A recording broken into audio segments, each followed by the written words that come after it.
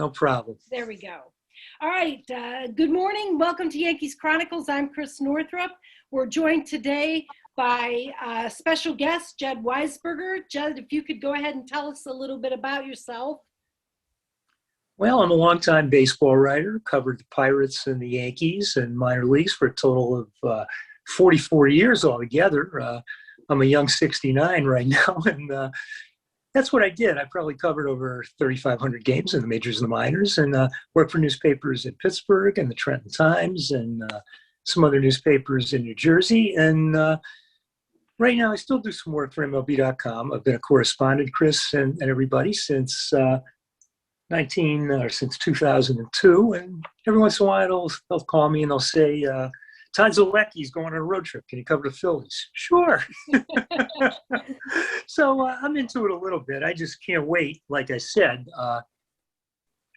from our Bucks County home here in Pennsylvania. We're 30 Citizens Bank Park Stadium. So we're in a good spot. We're also 10 minutes from the Trenton Park. And even though the Yankees aren't there, after forward to Jack Leiter actually up for the trip where he's drafted. So we'll see what happens.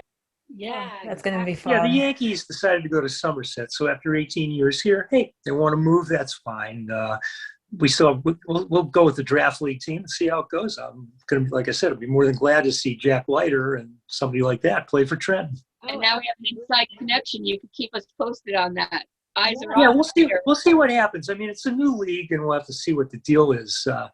I'm looking forward to supporting that team because, like I said, I can almost walk there. I go across the Kelvin Street Bridge and down the expressway, and I'm at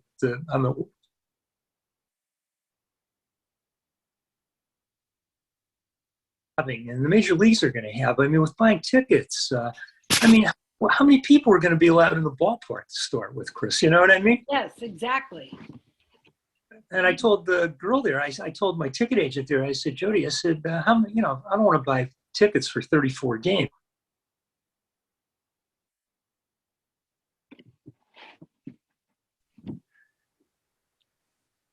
Yep. All right, ladies, go ahead and tell us who you are. Please. All right, I'll go first. I'm Laura. Like I said last week, I've been on Yankees Chronicles for a couple episodes and huge Yankee fan. And, like screwing up here a little bit today. But, no, just excited to be back here as always. Hey, I'm Lynn. Twitter folks out there that know me as Mother Superior. That's a whole other story for a whole other day. But I'm a child of the 70s, so I've been bleeding blue since birth, which the year I won't mention. Yeah. But I was there in the cathedral when, you could count the number of people in the stands and, all the way through to now. Right. And so just really happy to be part of this group and talking about this season, which about the Yankees. Yes. Well, look, Yes. these guys are very forbearing because I've already screwed this up this morning. So I appreciate you all very much. We were trying to talk about news when I discovered we weren't recording. So we'll pick up there and talk about Yankee news. Obviously, roster moves this week. Jay Bruce makes the roster. Dietrich and Chirinos don't. What have you got to say about those moves, guys? What strikes you as interesting or? Us not being on the roster, I'm kind of not surprised, especially with his broken wrist. Yeah, right. Week. Yeah. Well, So I was happy that the Yankees signed Chirinos for one reason, because Chirinos every year hit like 370 against the Yankees and 160 against the rest of the league. And he's a good guy. Bruce kind of lucked into this, but I think fans are going to like him. He's a great guy. When you hear him speak, you'll see that he's a good guy. He cares about baseball. He cares about the team. He played with the Phillies last year and didn't do real well. But then again, that 60-game season you can just throw away. Guys weren't in shape. Guys started, they stopped. It was nuts. And Bruce, I think, will be a good. He plays first base well. He'll be a good pickup to play till Memorial Day while Luke Voigt recovers from his surgery, which isn't anything serious, but it's going to take him a while until he can run and everything like that and get back into baseball shape. But it's a situation where he'll help. He'll try to adjust, and I think in Yankee Stadium in right field, he's going to hit a couple of home runs. He's Tauchman. the perfect fit for Yankee Stadium. Oh, absolutely. Yes, Plus, he's a lefty. He's another lefty bat we need, him and Yeah, Tauchman both. So that's good. So I'm happy with that. A lot of these guys on Twitter, as Christy knows, they wanted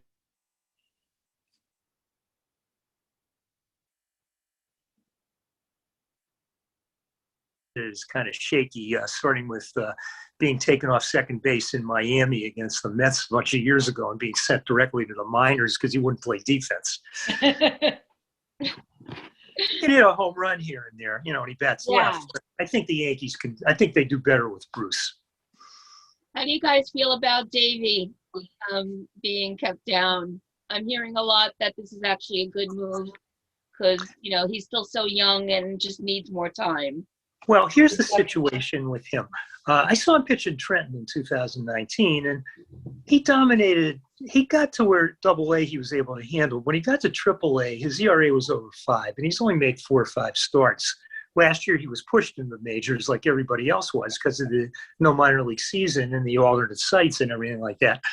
I think 6 or 7 starts in AAA won't hurt him. I think he'll be back when he's needed pretty quickly, but I think it might be good for him to pitch for the Scranton Rail Riders and then, for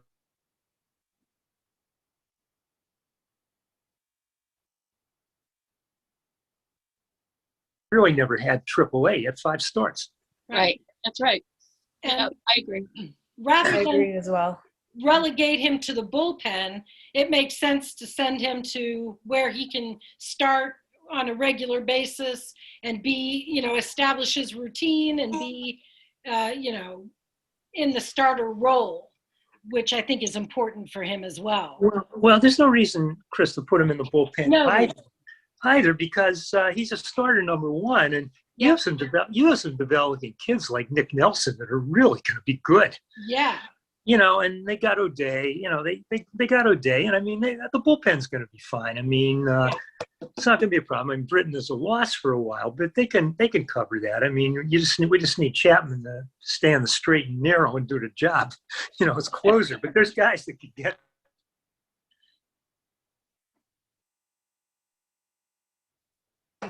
He needs a behavior support. Well, there's a lot of people there's a lot of fans that don't want Herman on the team either. My comment about him is I don't know what he did. First of all, you never hit a woman anyway. I mean, believe me. But and you can't control what some of these guys do. But there's no reason for any of that and harassment. But and I'll say that on any broadcast, any podcast, anything. But Herman can pitch, and he seems to have worked it out with his teammates. If he had not worked it out in Tampa with his teammates, he wouldn't be on the team. So if you want to complain about him being on the team, the Yankees decided it's like Tyler Wade if he's on the team. The Yankees, this is what they decided. I mean, Twitter is for opinions, but I mean to go on and on and on and on and on day after day about something doesn't make for good conversation. Okay, Jed, I'll stop. Go ahead, say what you're gonna say. Well, Herman's the de facto 5th starter once Debbie got sent down. So we're stuck with him, but I think it's a good stock. When he's on the mound, I'm going to be rooting for him. When he's not on the mound, I'm going to be hoping he's getting his life right. I definitely agree with Chris on all that. Totally agree. Like I said, agree totally. Yeah. Mm-hmm. I'm getting there. We did a little homework this week, Jed, and maybe you can help us flush out what we came up with. But we took a look at projections from Baseball Reference for a couple players, and we decided to check that out and see whether we agreed or didn't agree or what we thought was going to happen in 2021. And I picked up Gleyber Torres. Anybody want to go first, or shall I just hop in here on Gleyber? Kick it off, Chris. I'll kick it Kick off. it off. All right. We talk about Gleyber Torres. He's now in his age 24 season. The thing about Gleyber is, how many times did we hear he's only 21, he's only 22? Well, now he's only 24. And it's time for Gleyber to put up or shut up, so to speak, is in my opinion. The bad news about Gleyber, we all know, 2020, as Jed says, throw it out. He didn't have a good season. He had a good 2019. In fact, he had an excellent 2019. I can spout off some of his numbers, but I think the important thing is to take a look at the projected numbers that Baseball Reference is suggesting for him this year.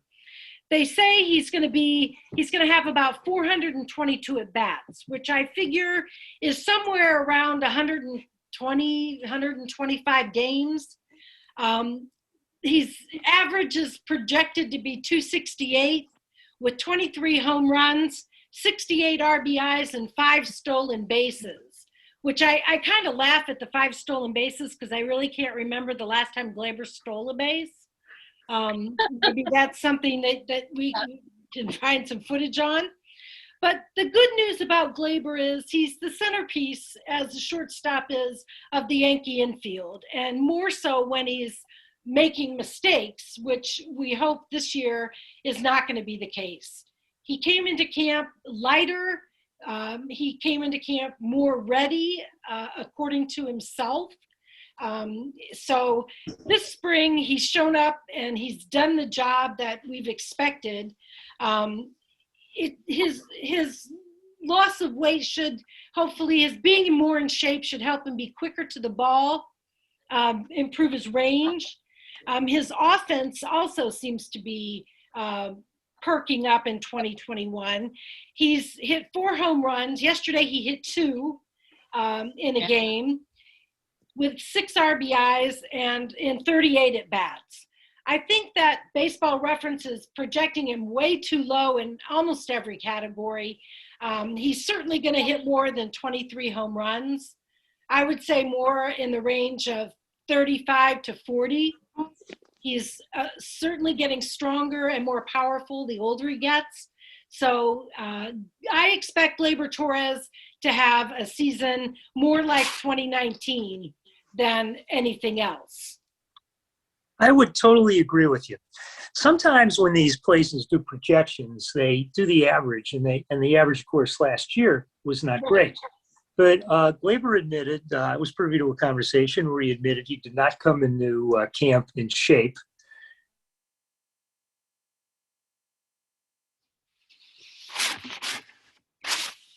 Game season, because a lot of those guys in spring training got in shape, and then when they didn't play and they didn't know if they were going to play 90 games, 60 games, I mean, I usually side with the players versus the owners on some of this stuff, on most of this stuff anyway. But I mean, the guys, say you're a player, you didn't know how many games you were going to play, you didn't know when the season was going to start, and playing exhibition games, like 5 or 6 exhibition games in your stadium with nobody there in July and things like that, after you hadn't really done anything games-wise for 2 months, it affected a lot of people. Jay Bruce talked about how last year he's got to throw out. He's not a 190 hitter who strikes out 35% of the time. He strikes out because he's a slugger. I think Gleyber this year, he hit a home run off the scoreboard yesterday in Tampa. I think Gleyber will be back to at least 30 home runs, and I think he'll be back to batting like 285 at least, and driving 85, 90 runs at least. I mean, it's a full season. I mean, again, I try to tell everybody, take this.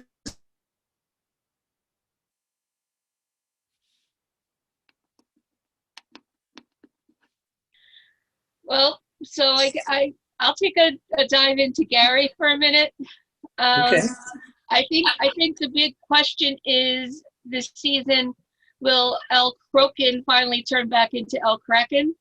I think it's been a roller coaster with Gary. When you look at his stats year to year, they've been peaks and lows, and I think that continues to, Gary gets in his own head, and I think some of it is self-fulfilling prophecy at this point. But in terms of projections, I think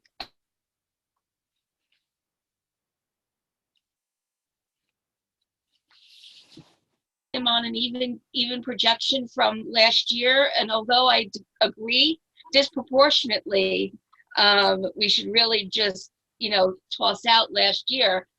But they're keeping him at about, in terms of at-bats, about 21% of them being hits, and 6% of them being home runs.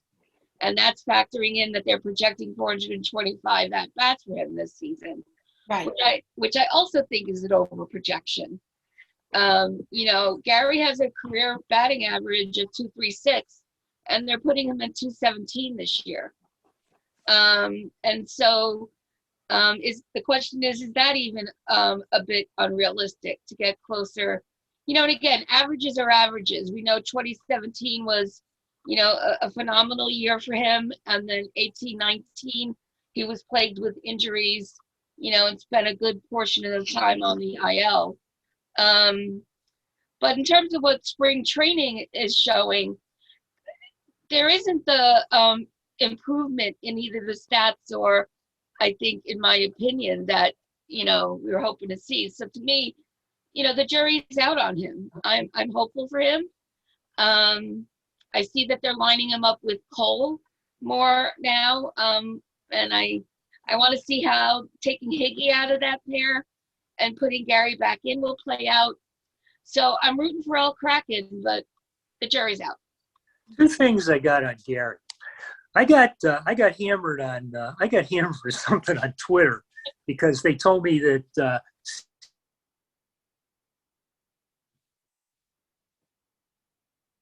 Sanchez's nickname. I said, guys, I'm going to tell you something. My family in Seattle, the Kraken is a mysterious underwater creature that protects the city of Seattle. I said, they've had that since like 1869. But Yes.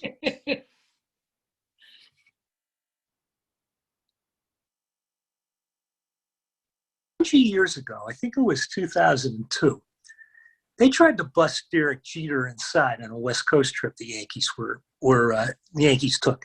Jeter swung at these high inside corner fastballs and had a problem on that West Coast trip where the Yankees opened.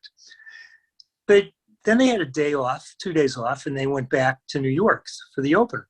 Jeter spent 2 days having people just throw him that in batting practice, and he adjusted the pitch. Now, what they're doing with Gary is they're throwing him that slider that goes way out of the zone, and he keeps swinging at it. Now, what he should do is hold up on that. I shouldn't say should, but what he ought to do is hold up on the darn thing and let it be a ball. And if he doesn't swing at that, they're going to keep walking him, or they're going to have to pitch him otherwise. Now, Gary, what he's got to do, and what they've tried to do, is tell him to recognize that pitch and don't swing at it. But so far, there's only been moderate success. So we'll see. Do you think Gary's stuck in his catcher head at the plate? Yes, I do. Did you listen? I'm sorry to interrupt. I was this week. I listened to an R2C2 with Ryan Rucco and CC Sabathia. They do a good job. Gary on. They do a great job. Yeah, they do a great job. Yeah, they do a great job. And CC couldn't have said enough at the end that Gary gets too much in his own head. Oh yeah, he does. He cares too much about what people say and how people perceive him, and that he gets in his own head and can't get out of his own way. Well, that's true. That's very true, number one. And CC would certainly know as a teammate. Yeah.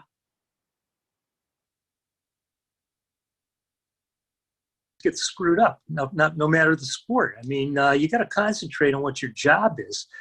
And if you do that, that's fine. I mean, I haven't played spectator sports since high school, but as I tell people, when you play basketball, you don't even hear the crowd. See, and that's you got to concentrate. You concentrate on what's on the court or what's on the field, and don't worry about the fans. I mean, the fans, some guys, the fans are going to give you a hard time a lot of the time, even if you do everything perfectly. Right. Yep. And if he's doing that, that's normal with a younger player, and he's got to learn. I mean, it takes some guys longer than other guys. Well, yeah, definitely. He's 28 years old, and I hope that's a synchronicity thing. And this will be our year. It also came, like you talked about 2017 in his season, it came awful easy for him the first year. Exactly. And when it comes awful easy for any athlete, and then you meet some adversity, it's trouble. I mean, in basketball, Dwayne Washington was a great basketball player, in college. But then it didn't come easy. After it came easy in the NBA, they adjusted and it didn't. And look at all the trouble you have. And then you start getting frustrated. You start, what am I doing wrong? And it's the same thing with Gary. But then again, he doesn't remember that in 2017, and they've tried to tell him they threw you fastballs all the time. They found out you hit them 500 feet, so you're not getting fastballs anymore. All right. That's absolutely right. Hey, Laura, what you were going to talk to us about Corey Kluber.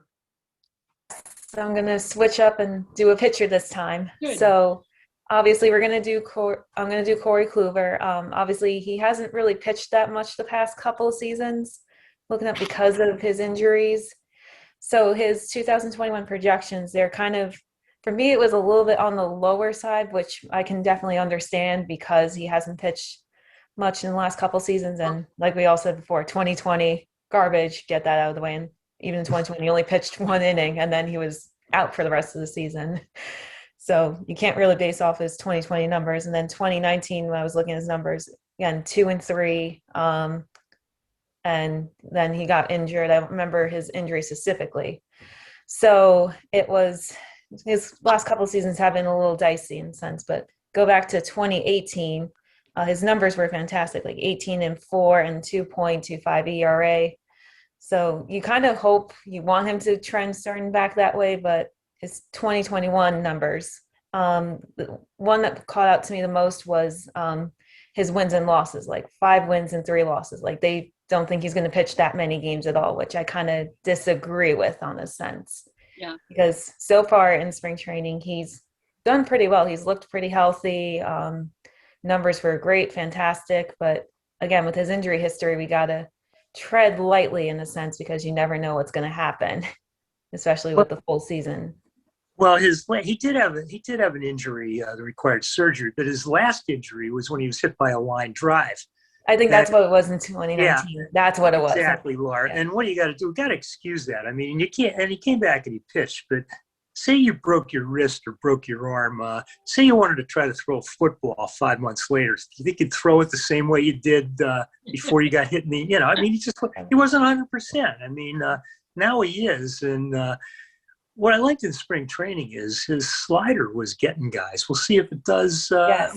We'll see if his sinker and slider get guys. He's a sinker slider guy with a fastball that's maybe 90 or 91. It's not a lot. It's not a blazing fastball. But if he puts the ball where he wants and he's able to change speeds and change locations, he'll be tough if he's healthy. Oh yeah, definitely. And I do have high hopes for him this season because like I said, in spring training, he's done really well. His slider looks really good, nasty. So he does have the potential to have a bounce back season with the Yankees. And he's only on a 1-year deal, so we'll see. Well, he's trying to prove. I mean, obviously, if he starts off and he goes, say, if he's 13-3 in August, they'll probably re-sign him. And they'll probably extend him 2 years. Yeah, I wouldn't be surprised to see that happen. No, I wouldn't be surprised at all to see that happen. I wouldn't be surprised to see both Kluber and Tyone have successful 2021s. They both appear. Well, Taillon, if he's healthy, is better than Glasnow. He always was in Pittsburgh. I'm serious. He's at that level or better. He's at that level. Taillon's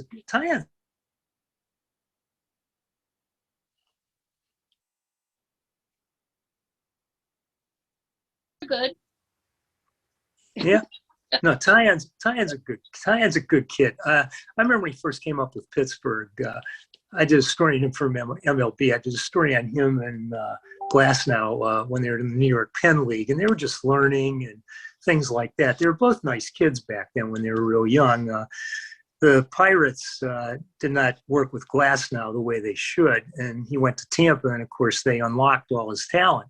Yeah. In the worst trade ever that cost a good general manager his job, but that's another story.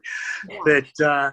but Tyon has just had the injuries. I mean, he had testicular cancer and came back and pitched. He has 4 pitches. He can hit 95, 96. He's a good pitcher. I think the Yankees working with him. The Pirates know how to work with him later. It's a different regime now with Ben Cherington. He used to be with the Red Sox, but Tyon, I think Tyon in the long term could be a heck of a pitcher for the Yankees, a number 2 starter. Yep. Yeah, I wouldn't be surprised about that either. Number 2 or number 3, depending on how the season. Exactly. unfolds. Yeah. I think it's been a long time since I felt so good about the pitching staff. Yeah, Same here. Yeah. Both rotation and pen. It's a feel-good season to start with. yeah. I miss the guys I guess I covered. I miss the guys like David Wells. He went out there every 5 days and you know what's going to happen. There's only one boomer. And that's David Wells. I used to love El Duque too. If a tough batter came up like Cabrera that he didn't like, he just walk him and strike out the next guy. Like, I'm not having it. Yeah. No. And I miss Cece for that too, because Cece didn't play on the mound. If you went against Cece in any way, you're done. Yeah. Yep. Well, And CC's attitude was perfect for the team. And Petta was a great story.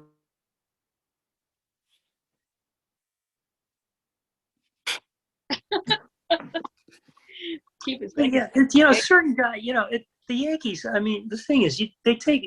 I hope Kluber and Tyon, I think, are guys they thought would really work out. Because the Yankees have brought. Big Maple is an example.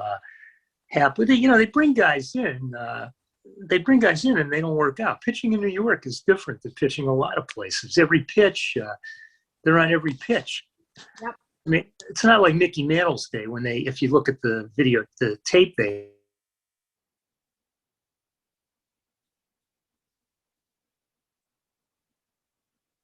followed. And, New York's got a lot of great baseball fans. And they know what's going on. I mean, every city does, but especially New York. They have a lot of great fans, and they know what's going on. And then you have the Mets fans that'll belittle the Yankees, and the Yankee fans that'll belittle the Mets. It's fun. It's fun. It definitely is. Definitely fun football town. Well, Kluber's pitching today. Yes. Yes. It's not on TV, right? I mean, I think it is. Oh, it is? Oh, I thought it was just on WFAN. So I was. Yeah, well, they were saying, I listen to Sweeney. I miss Ed Randall, but Sweeney and Ed being on the morning's been good, like on FAN to see what's going on. I know it's on the radio. Ricky Ricardo's going to do it. Ricky's another great guy. He's English and Spanish. He's a fun guy. But I mean, I think it's on TV. I think it's on MLB. All right. Well, I'll have to take a look and find out. It looks like an interesting lineup today. DJ at the top, Torres in the number 2 spot, Hicks in the number 3 spot as usual, followed by Bruce, Frazier, Sanchez, Talkman, and catching today, Austin Wells, which I think is fun. Huh. Oh yeah, I'm excited to see him. I think he'll start. I think he'll start in Hudson Valley. I may be wrong, and then he may go to Somerset. So we'll see. He'll probably start either high A or double A. We'll get a good look at him today, however. Yeah. Well, thank you for joining us, Jed. We really appreciate it. Ladies, a wonderful show again this time. We hope everybody continues to join us, and we will see you back here in a week. Thanks very much. In the season next week. Yes, let's go Yankees. Go Yankees.